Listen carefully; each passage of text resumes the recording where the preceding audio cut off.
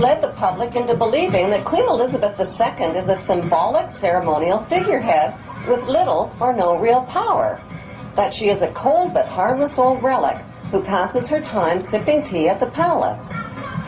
Nothing could be further from the truth. As British monarch, Queen Elizabeth II is the wealthiest, most powerful person on earth. She embodies the crown and supreme world power. Presidents of the United States are forbidden any title of nobility and are subservient to the monarch. The U.S. President is Commander-in-Chief of the Armed Forces based at Camp David, which is known to insiders as Camp King David. Prime Ministers in Commonwealth nations like Canada and Australia are also subservient representatives of the British King or Queen. They are her spokesmen.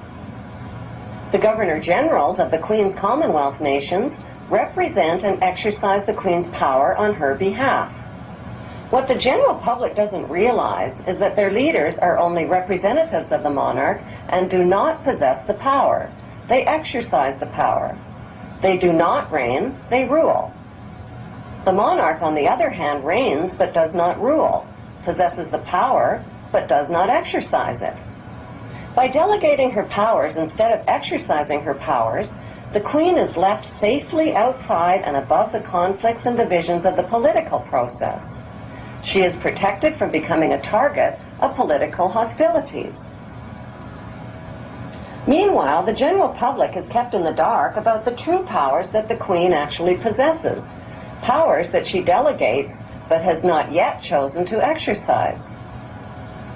So what exactly are these powers that the Queen possesses but has not chosen to exercise? Her powers include the power to choose the Prime Minister and to dismiss the Prime Minister through her Governor-General, the power to dismiss ministers and the government, the power to dissolve Parliament and call new elections, the power to refuse legislation passed by Parliament, the power to command the armed forces and raise a personal militia. She has the power to read confidential government documents and intelligence reports, the power to declare a state of emergency and issue proclamations. She has the power to elections and enact laws in Her Majesty's name. Few people realize that not a single law is passed without the Queen's consent.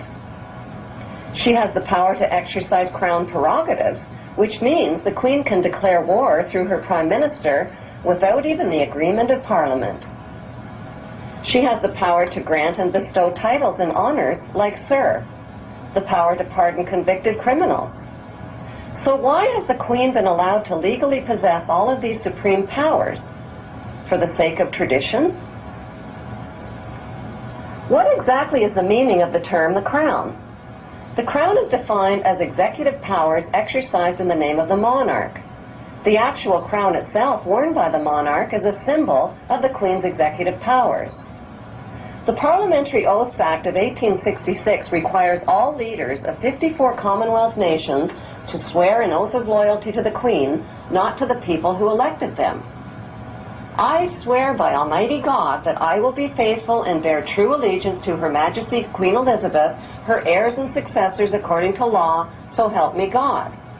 Those who do not swear allegiance to the Queen are deemed unfit for office, including the Prime Minister, police, military, judges, legislators, lawyers, and public servants. New citizens to the Queen's Commonwealth nations must swear allegiance to Her Majesty the Queen. Public land in the Queen's colonies like Canada is called Crown land and includes Aboriginal land. Government corporations are called Crown corporations. The Central Bank of Canada and the Canadian Mint are Crown corporations independent of most government controls. Neither Canada nor Australia, two huge and independent countries in their own right, has dispensed with her services as their head of state. Forms, stationery, and printing are printed by the Queen's printer. Canadian warships are called HMCS, Her Majesty's Canadian Ship, and in Australia they're called HMAS, Her Majesty's Australian Ship. Canada's National Police Force is called the Royal Canadian Mounted Police. All government contracts are between a company or individual and Her Majesty. Court summons are issued in the name of the Queen, and all public inquiries are called royal commissions. Commonwealth money carries the Queen's image worldwide as a reminder of her authority. The Queen is the lifetime hereditary head of state of Great Britain and her colonies and is unelected and unaccountable. It is against the law to advocate the abolition of the monarchy. What is the cost to British taxpayers to support the Queen and her blue blood entourage? The Public Accounts Committee and National Audit Office are forbidden to examine Queen Elizabeth Windsor's family finances, but the civil list payments are reviewed every 10 years. So for the year ended March 2002, the running expenses of the Windsor household were £7.9 million. Family spending, £35.3 million. Security, £30 million. And the list goes on. How much is the Queen actually worth? The Queen's wealth is divided into three categories. Her wealth is the monarch, her visible personal wealth, and her invisible personal wealth. The Queen's wealth as the monarch includes 54 Commonwealth nations worldwide, millions of acres of Crown land and resources, thousands of Crown corporations, and the corporate city-state of London, which is the capital of world finance.